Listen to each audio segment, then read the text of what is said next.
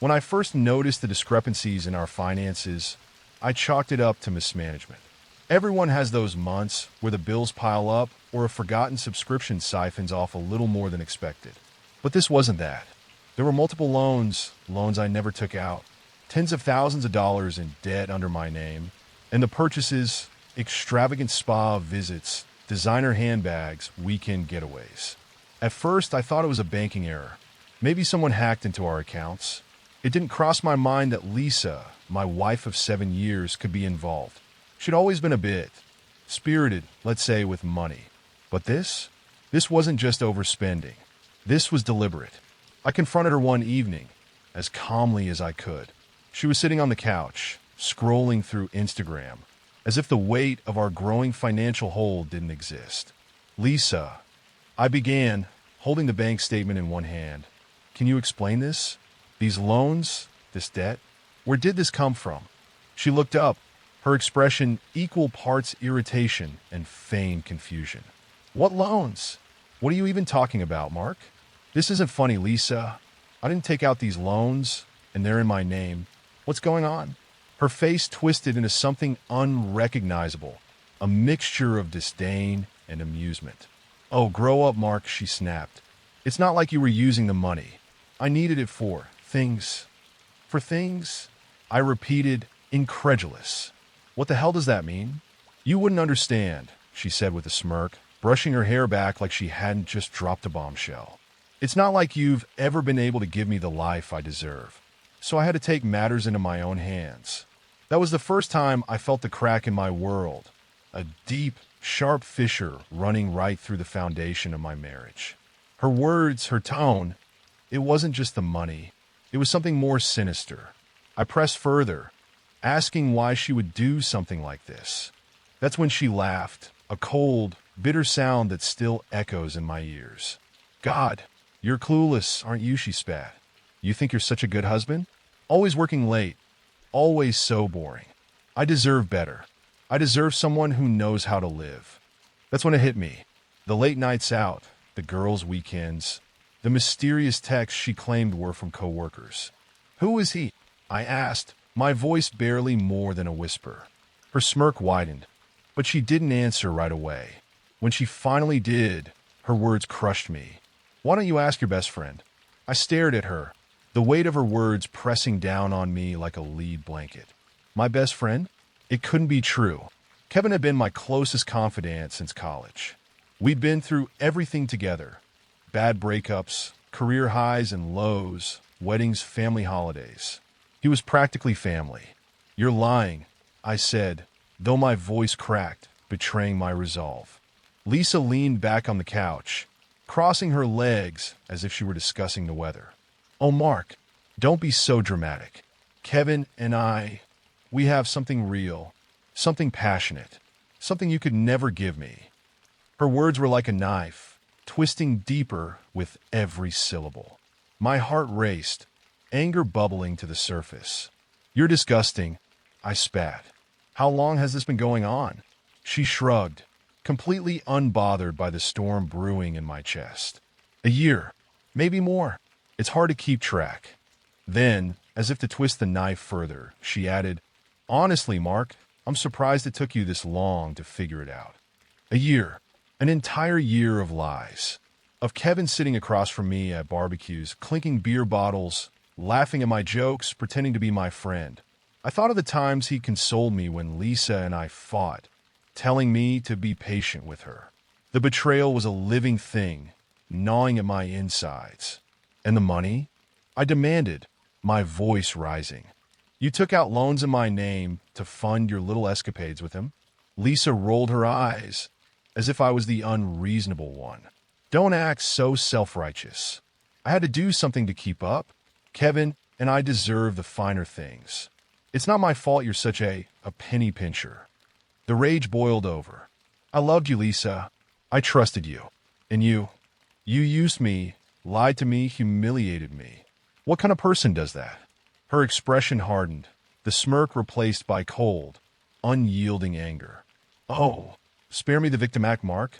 You've been so wrapped up in your work, in your precious little life plan, You didn't even notice me slipping away.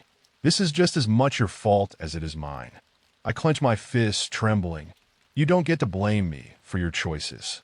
Fine, she snapped, standing up and jabbing a manicured finger in my chest. Then blame yourself for being such a boring, predictable loser. Kevin knows how to treat a woman. He doesn't whine about every dollar spent or bury himself in spreadsheets. He makes me feel alive. I couldn't listen anymore. My vision blurred, my thoughts racing. I grabbed my car keys and left, slamming the door behind me.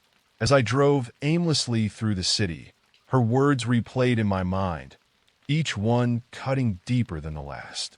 I ended up in a deserted parking lot, gripping the steering wheel until my knuckles turned white.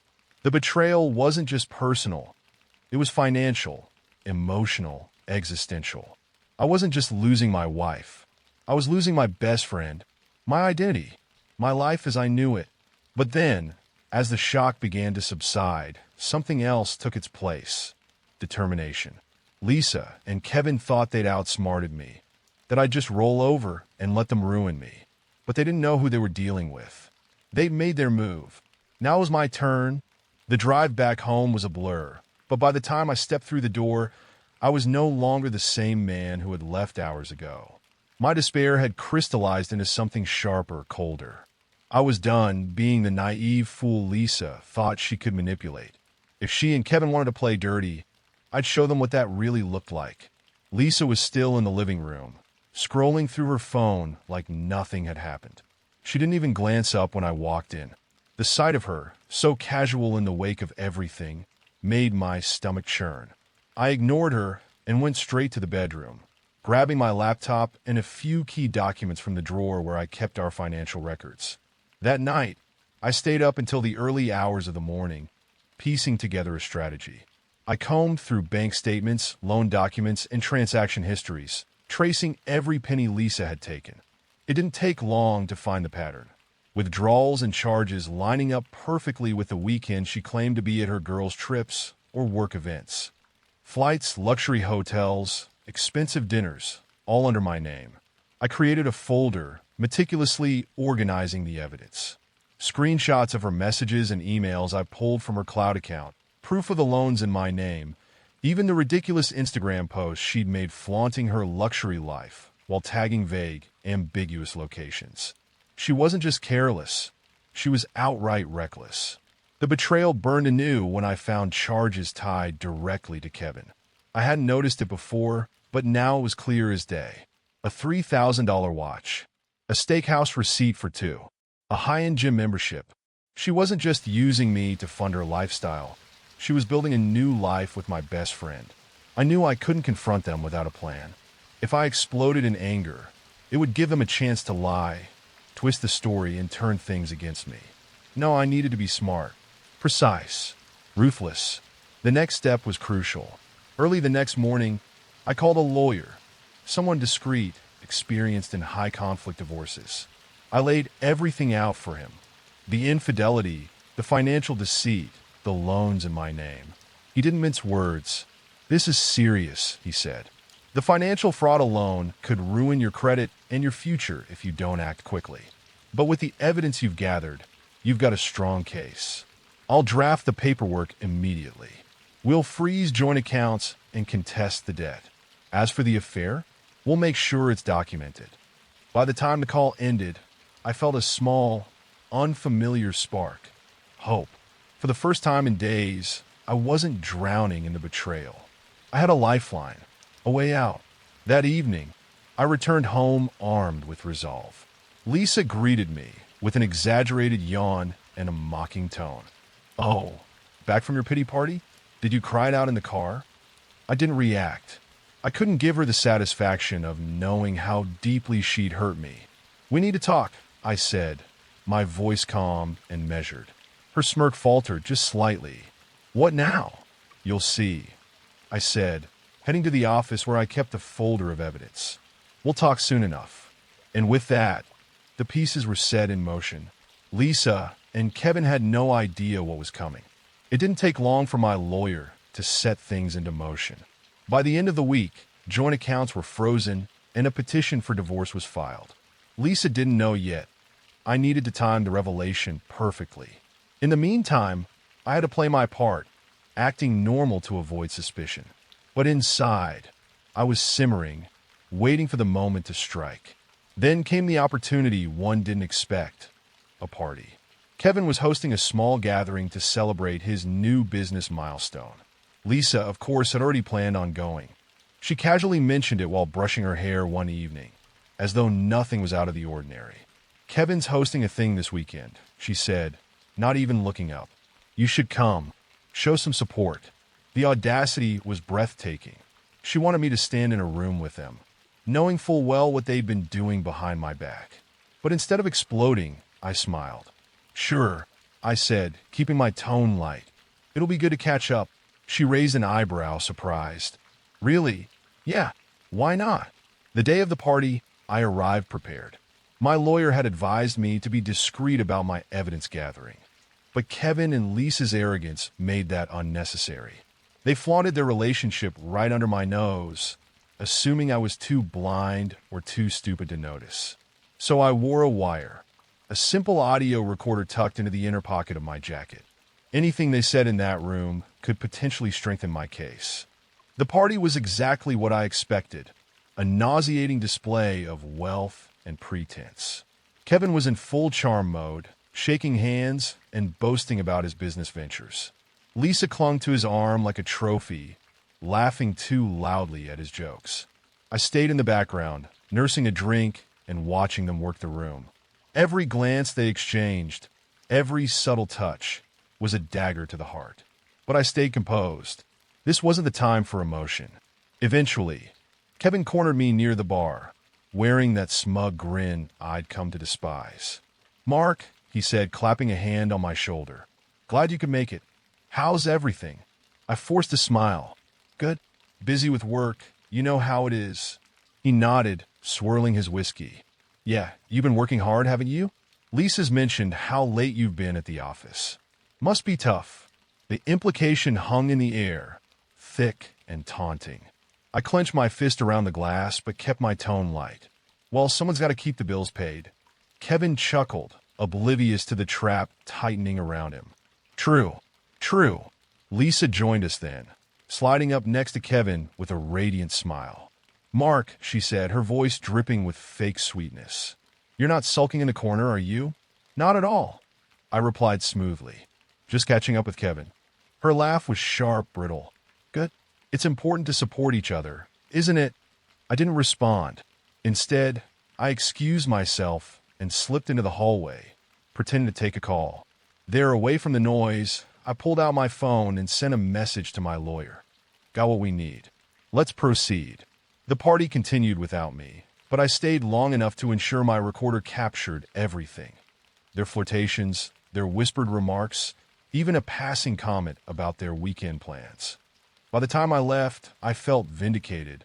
They thought they were invincible, untouchable. They were wrong. The next morning, I sat across from my lawyer, headphones in, listening to the damning audio from the party.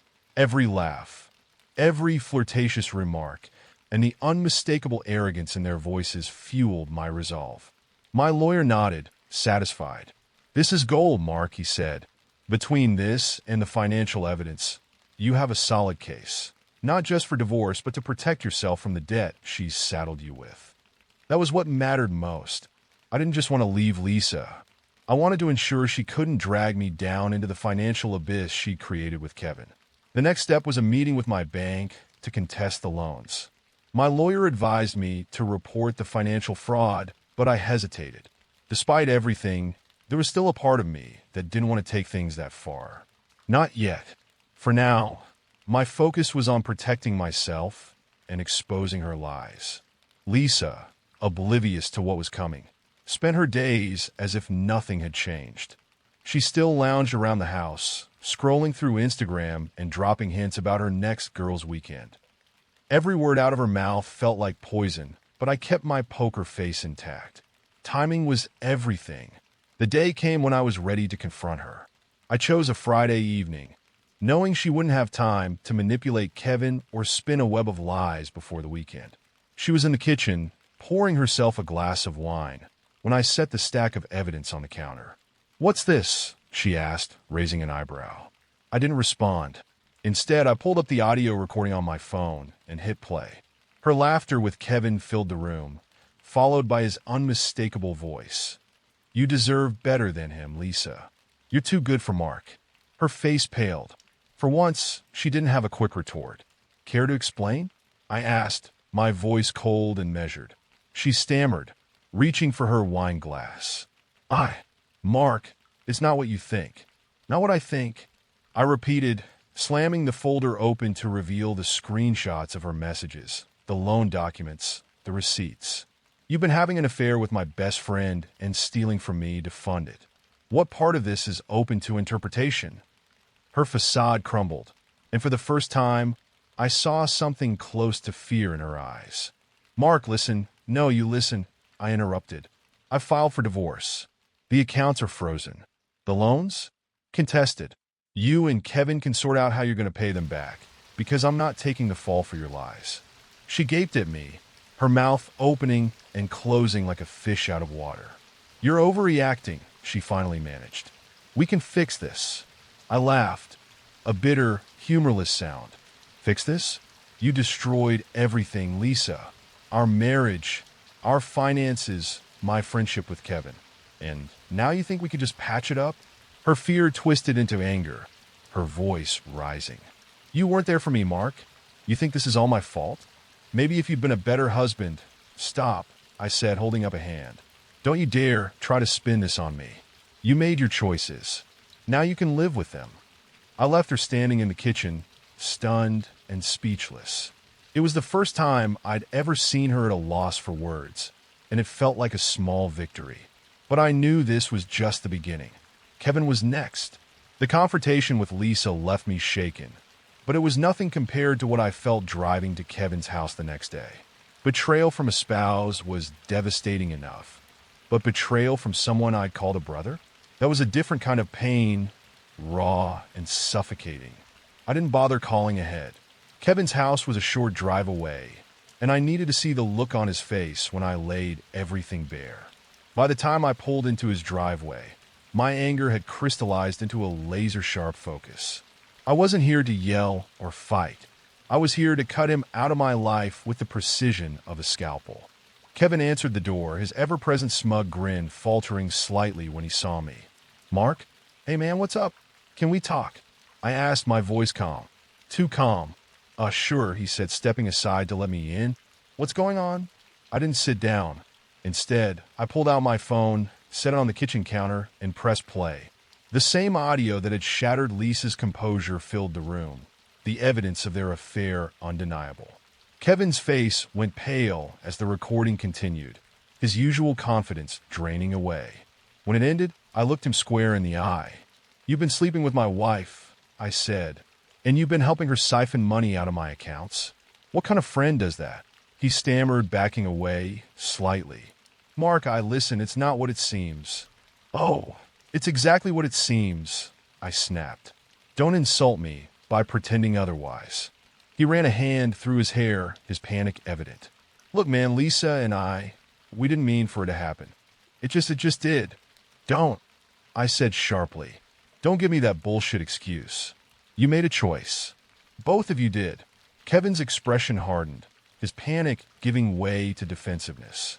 "What do you want from me, Mark? An apology? Fine. I'm sorry. Okay. But maybe if you'd been a better husband, this wouldn't have happened." There was the same twisted logic Lisa had used, as if my supposed shortcomings justified their actions. I took a step closer, my voice dropping to a dangerous calm. "You're unbelievable. I trusted you, Kevin. You were my best friend, and you repaid that by screwing my wife and helping her bankrupt me." He opened his mouth to respond, but I cut him off. "Save it. I don't care about your excuses. I've already filed for divorce. I've contested the loans. And you." I pointed at him, my hand shaking with barely restrained fury. "You're dead to me. Don't call me. Don't text me. Don't even think about me." "Mark, I'm done," I said, my voice final. "You and Lisa deserve each other." I turned and walked out, slamming the door behind me.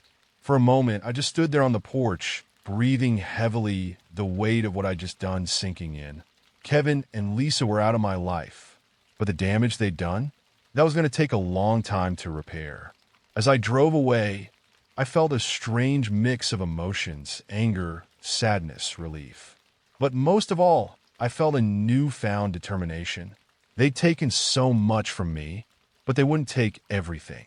This was the start of my rebuilding.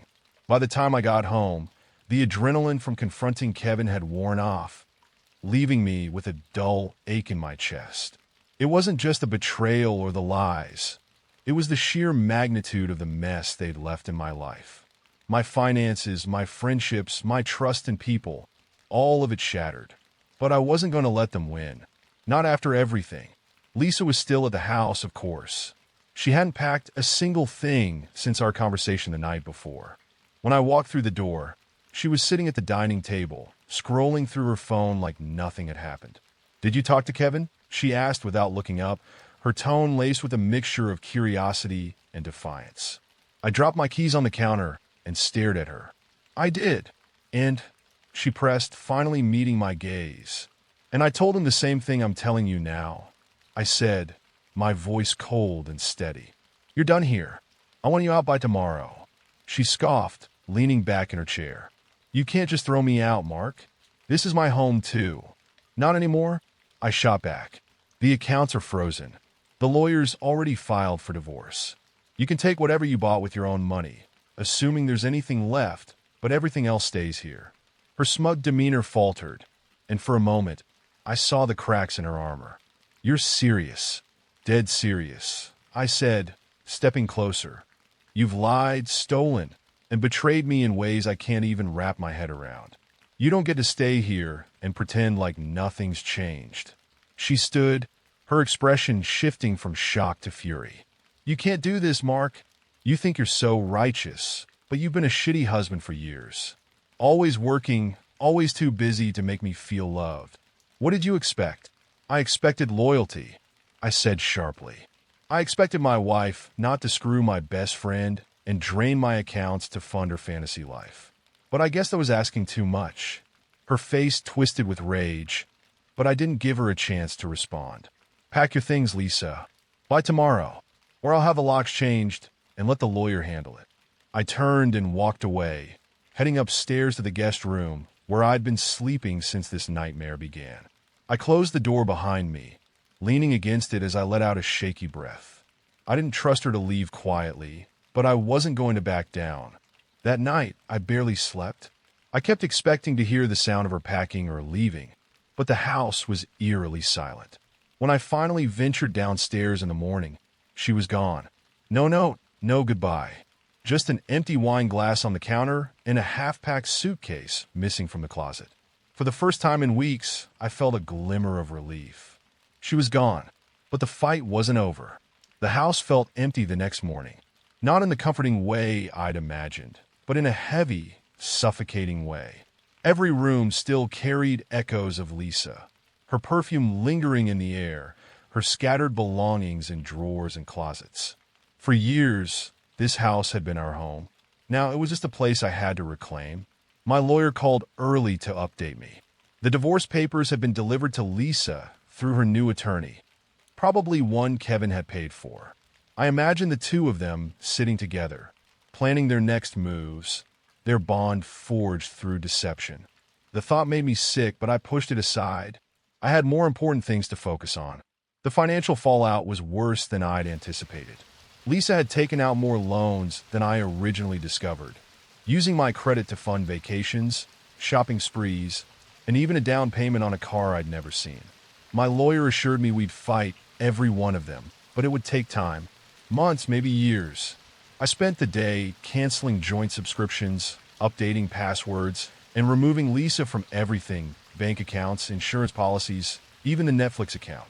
It felt petty at first, but with every step, I felt a little more in control. This wasn't just about cutting her off, it was about taking my life back. Midway through the day, my phone buzzed with a text from Kevin.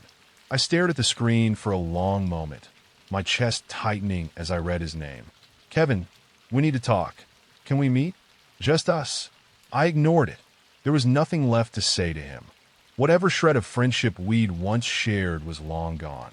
But the text stuck with me, gnawing at the edges of my thoughts. What could he possibly want now? An apology? Closure? Or was he trying to manipulate me the way Lisa had? The next few days passed in a blur of paperwork and meetings. Every task felt like a small victory, another step toward untangling myself from the mess they'd created. But at night, the weight of it all would hit me. The betrayal, the humiliation, the years of my life wasted on people who didn't deserve my trust. Sleep was elusive, and when it came, it was plagued with dreams of their laughter and whispers. One evening, as I was sorting through old photos and deciding what to keep, my phone buzzed again. This time, it was Lisa. Lisa, can we talk? I know I messed up, but this doesn't have to end like this. Please. I stared at the message, my fingers hovering over the screen. Part of me wanted to reply, to unleash the fury still bubbling inside me. But another part, the part that had been working tirelessly to move forward, refused to engage. I deleted the message and blocked her number. For the first time since this all began, I felt a flicker of peace. It wasn't much, but it was enough to remind me that I still had a future, a life beyond the wreckage they'd left behind. Blocking Lisa should have brought me some peace, but instead, it seemed to spark a new level of desperation in her. Over the next week, she reached out through mutual friends, her parents, even my coworkers. Each message was a variation of the same plea. I'm sorry. Can we talk? Or you're being unreasonable. The most jarring came from Kevin. Kevin, Mark, I know you're angry, but you're taking this too far. Lisa's a mess, and I'm trying to hold things together. Let's meet and work this out like adults. I read the message twice, stunned by the sheer arrogance. Taking this too far? As if my response to their betrayal was the real problem. I blocked him too. Despite my efforts to shut them out, the fallout began to ripple through my life in ways I hadn't anticipated. Lisa's parents called, furious that I'd abandoned her. They didn't want to hear about the loans, the affair, or the betrayal. To them, I was the villain who had wronged their daughter. My co-workers, too, started whispering. Lisa must have spun her own narrative because more than one colleague awkwardly asked if I was doing okay, with a sympathetic look that made my skin crawl. It was humiliating, but instead of wallowing, I funneled my frustration into work, determined to rebuild my reputation and my life. That weekend, I decided to tackle the house. Lisa had left behind a mountain of things, from clothes and shoes to old photos and love notes she'd written me years ago. I boxed up everything and moved it to the garage, unsure if I wanted to burn it or donate it. When I opened the closet in our bedroom, though, I found something that stopped me cold. A small, hidden box tucked behind a stack of folded blankets. Inside were receipts, notes, and photos, evidence of her affair with Kevin. I hadn't seen these during my initial investigation. The notes were short, teasing messages scribbled on scraps of paper. Last night was amazing. Can't wait for round two. The photos were selfies of the two of them, laughing and grinning, their intimacy on full display. But the receipts, they were the worst. Hotel stays, expensive dinners, even a necklace I remembered her wearing, claiming it was a gift from a friend. Each one was a timestamp on their betrayal, proof of just how long they'd been deceiving me.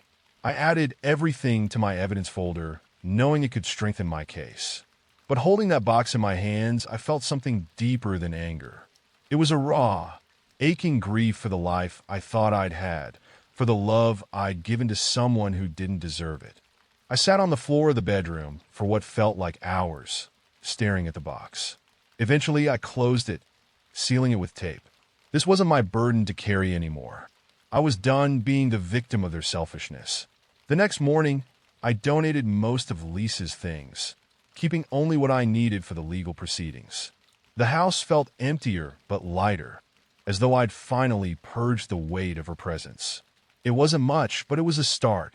With Lisa's belongings gone and my focus shifting toward the legal battle ahead, the house began to feel less like a reminder of betrayal and more like a space for rebuilding. But But as I tried to move forward, Lisa and Kevin weren't done meddling in my life. The first bomb dropped a few days later when I received an email from Kevin's lawyer. He was threatening to sue me for defamation, claiming my accusations about his affair with Lisa had damaged his reputation and business relationships. The audacity was infuriating. This wasn't just a betrayal anymore. It was a coordinated attack. I forwarded the email to my lawyer, who laughed when we spoke. "Don't worry, Mark. Empty threats. Let them try. We've got more than enough to back up your claims." Still, the escalation rattled me. Kevin wasn't the type to back down, and I knew he thrived on confrontation. What scared me more was Lisa's silence. She hadn't contacted me again directly, but I'd heard through mutual friends that she was working on something big. Knowing her, that couldn't mean anything good. Then came the next blow.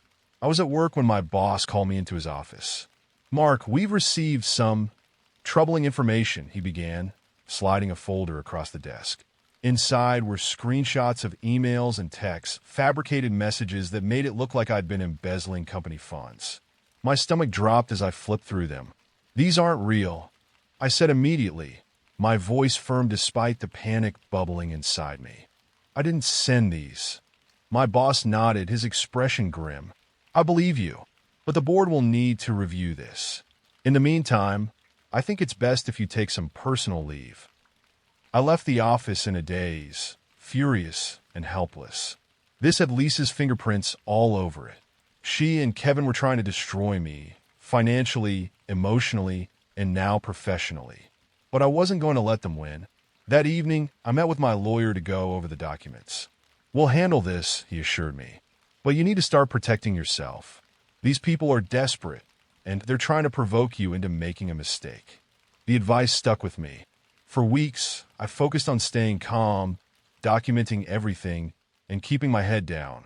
I worked with my lawyer to refute the false claims, gather character references, and prepare for what felt like an endless barrage of attacks. But then, something unexpected happened. One of Lisa's former friends, someone she'd alienated over the years with her selfishness, reached out to me. She'd seen Lisa's public posts blaming me for the divorce and had decided she'd had enough. "She's lying to everyone," the friend told me over the phone. "If you need anything, evidence, witnesses, I'm here to help." It was a turning point. With her help, I uncovered more of Lisa's schemes. Private messages where she bragged about manipulating me, her plans to siphon more money before the divorce finalized, and even proof that Kevin was complicit in the financial fraud. It was enough to bolster my case and push the fight back in my favor. For the first time in months, I felt like I was gaining ground. The house was mine again. My lawyer had dismantled Kevin's defamation threats, and Lisa's lies were starting to unravel. But I knew the battle wasn't over yet. Armed with the new evidence from Lisa's former friend, my lawyer went into overdrive. We compiled every damning piece of proof into a case that not only defended me, but also exposed Lisa and Kevin for the deceitful, selfish people they were. It wasn't just about the divorce anymore. It was about reclaiming my name, my finances, and my future. The court proceedings began with a bang. Lisa's lawyer tried to paint her as the victim of a neglectful husband, spinning a narrative about how I had emotionally abandoned her, forcing her into Kevin's arms. It would have been laughable if it wasn't so infuriating. But my lawyer was ready. With every false claim they made, we countered with hard evidence. The fraudulent loans, the affair, the lies, all laid bare for the judge to see. Lisa squirmed in her seat, her bravado faltering as each piece of evidence piled up against her. The highlight came when my lawyer introduced the financial records and the text Lisa had sent bragging about her schemes. "Your Honor," he said, his voice steady but sharp, "this is not the behavior of a victim. This is the behavior of someone who saw an opportunity and exploited it, with no regard for the consequences." Kevin's involvement didn't go unnoticed either. Though he wasn't directly part of the divorce proceedings, his name came up repeatedly in connection to the financial fraud.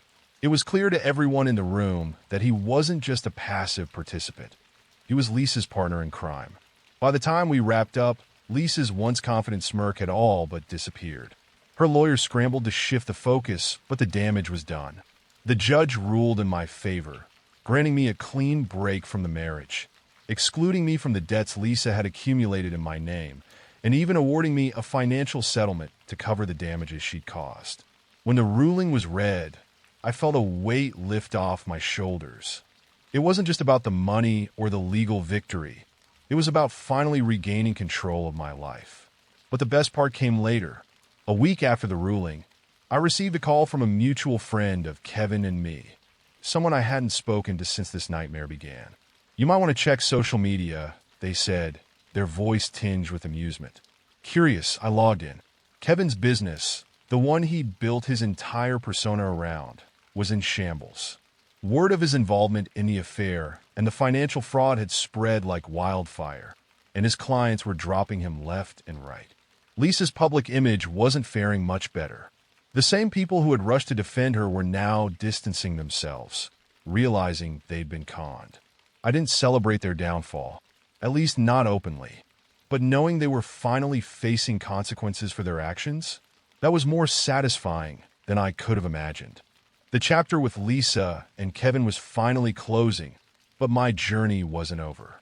Rebuilding my life would take time, but for the first time in months, I felt like I could breathe again. The weeks following the court victory were surreal. The chaos that had consumed my life for months was finally subsiding, leaving a quiet stillness I wasn't sure how to navigate at first. But I quickly realized that this wasn't emptiness, it was freedom. For the first time in years, I felt like I could live for myself. The financial settlement from the court helped me get back on my feet. I hired a financial advisor to help me untangle the mess Lisa had created, and together, we began rebuilding my credit and planning for the future. It wasn't easy. Every loan and expense Lisa had tied to my name was a reminder of her betrayal. But with each resolved issue, I felt a little lighter. I decided to stay in the house. At first, I thought about selling it, fearing it would always carry the ghost of what had happened. But the more I cleaned, redecorated, and made it mine again, the more I realized it wasn't the house's fault. It was my home, and I wasn't going to let Lisa take that from me. Word of the court case spread quickly through our social circles. Kevin's business never recovered, and he eventually closed up shop. Mutual friends told me he and Lisa were still seeing each other, but their relationship was far from the fairy tale they'd envisioned. Rumors of constant fights and financial strain made the rounds, and I'd be lying if I said I didn't take a small amount of satisfaction in their misery. But I didn't dwell on them for long. They were no longer my problem. My focus was on healing and rediscovering myself. I started going to therapy, something I'd avoided for years, and it helped me unpack the anger, betrayal, and grief that had consumed me. My therapist encouraged me to reconnect with the things I loved, so I threw myself into hobbies I'd neglected. Hiking, photography, even cooking. It felt good to create, to move forward, to build a life that had nothing to do with Lisa or Kevin. One afternoon, as I was cleaning out an old box of photos, I stumbled across one of Kevin and me from college. We were laughing, beers in hand, completely unaware of the paths our lives would take. For a moment, I felt a pang of sadness for the friendship we'd lost, for the trust he'd destroyed. But I didn't linger on it. That chapter was closed. As the months turned into a year, I found myself genuinely happy again. I made new friends, strengthened relationships with old ones, and even started dating. It was slow and cautious at first, but it reminded me that love and trust weren't out of reach. They just needed the right foundation. One day, I received an email from Lisa. It was short, almost apologetic, but still tinged with the manipulative tone I'd come to recognize. She wanted to meet, to clear the air. I didn't respond. There was nothing left to say. The life I'd built since our divorce was mine, free from her lies and toxicity. And as I stood on my newly renovated patio, looking out at the life I'd reclaimed, I felt something I hadn't in a long time. Peace. Lisa and Kevin had tried to break me, but in the end, they'd only pushed me to become stronger, wiser, and more determined than ever. This wasn't just the end of their chapter in my life. It was the beginning of a new one. My own.